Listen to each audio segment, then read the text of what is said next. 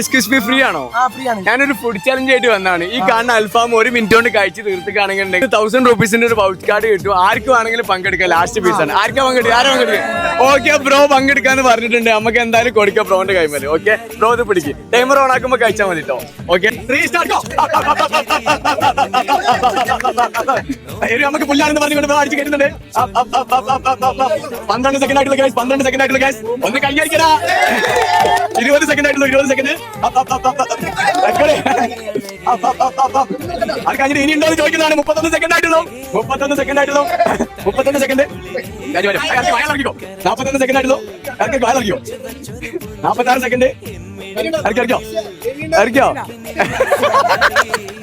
എന്താണ് ഇനിയുണ്ടോ?